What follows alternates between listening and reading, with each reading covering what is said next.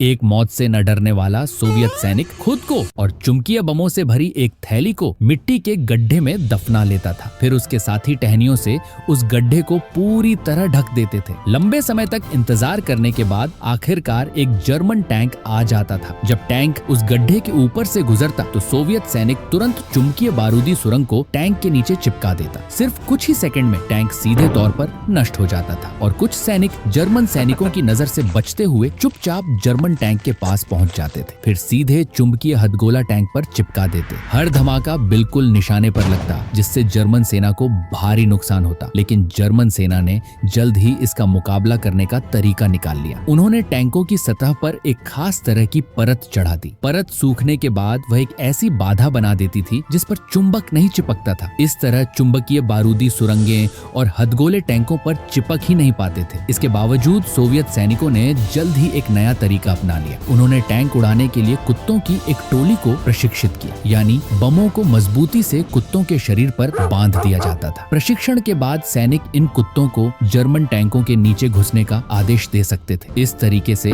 बम फटाकर टैंकों को नष्ट किया जाता था। लेकिन जर्मन सेना और भी ज्यादा निर्दयी निकली। उन्होंने एक बेहद घिनौना तरीका सोच निकाला। वे जानबूझकर रस्सियों से सोवियत युद्ध बंदियों को अपने टैंकों पर बांध देते थे। सोवियत सैनिक जब टैंकों पर अपने ही लोगों को बंधा हुआ देखते तो उन्हें गोलीबारी रोकनी पड़ती थी, क्योंकि वे अपने साथियों को नुकसान पहुंचाने से डरते थे।